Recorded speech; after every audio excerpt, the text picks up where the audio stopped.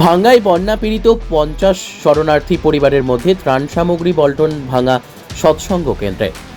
বিধ্বংসী বন্যার তাণ্ডবে গোটা অসমের সাথে বরাক উপত্যকাও চরমভাবে বন্যার কবলে পড়েছে। বরাকের প্রায় প্রতিটি নদী বিপদসীমার ঊর্ধ্বে বইছে। নদীর জলের স্রোতে ভেসে যাচ্ছে বরাকের গ্রাম গলি থেকে শুরু করে একদম স্মার্ট সিটি শহরাঞ্চলগুলিও। বরাকের রাস্তাঘাট বন্যার জলে তলিয়ে যাওয়ার সাথে সাথে বরাকের সাধারণ জনগণের ঘরে ঘরেও খুব দ্রুত গতিতেই পৌঁছে যায় বন্যার জল। ফলে ঘরবাড়ি ছেড়ে বিপদগ্রস্ত সাধারণ জনগণকে আশ্রয় নিতে হচ্ছে এলাকার স্কুল কলেজের শরণার্থী শিবিরে। ভাঙ্গার কুশিয়ারা নদী এলাকার বন্যা কবলিত জনগণকেও আশ্রয় নিতে হয়েছে স্কুল কলেজের শরণার্থী শিবিরে। এবং এইসব বিপদগ্রস্ত শরণার্থীর পাশে এবার দাঁড়ালো ভাঙ্গা সৎসঙ্গ কেন্দ্র।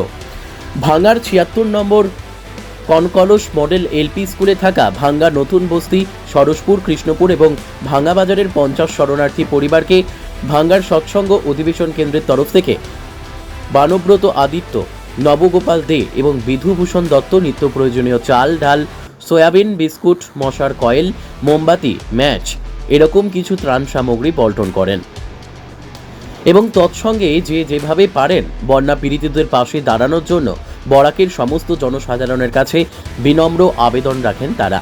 সবশেষে নন্দপুরের বিশিষ্ট ব্যক্তি বিধুভূষণ দত্ত বলেন, মানুষ মানুষের জন্য এবং জীবে প্রেম করে যেই জন সেই জন সেবিছে ঈশ্বর।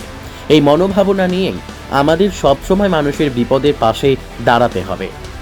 হিফজুর রহমান বড়ভূইয়ার রিপোর্ট, নববার্তা টুডে। আপনি যে এই বন্যার মধ্যে এসে ভাঙ্গা ৭৬ নং কনকলস এলপি স্কুলে কিছু ত্রাণ ভাগ করে দিচ্ছেন, এইটা কি নিজের তরফ থেকে দিচ্ছেন না কোনো সরকারি অবদান আছে এতে? এটা কোনো সরকারি অবদান নাই, মানুষ মানুষের পিছে দাঁড়াতে লাগে। আচ্ছা আচ্ছা। আজকে যে দুর্যোগ হলো, এই দুর্যোগে তাদের মুখে হাসি ফোটানোর তেমন আমার সামর্থ্য নাই। তাই আমি বাংলা সৎসঙ্গের তরফ থেকে ক্ষুদ্র একটা প্রচেষ্টা চালিয়েছি মাত্র।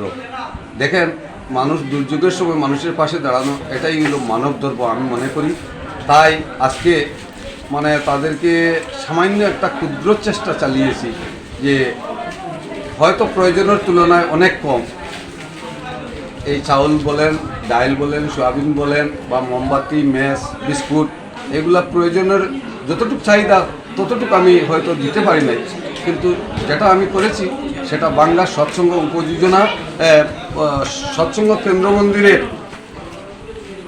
অনুদানে সেটা আমি আমার এসপিআর বানব্রত আদিত্য মহাশয় এবং নীলোৎপল দে, নবগোপাল দে, তারা আমাকে অনেক সাহায্য করেছে, তারা আমাকে প্রেরণা দিয়েছে এবং আমিও উদ্যোগ নিয়েছি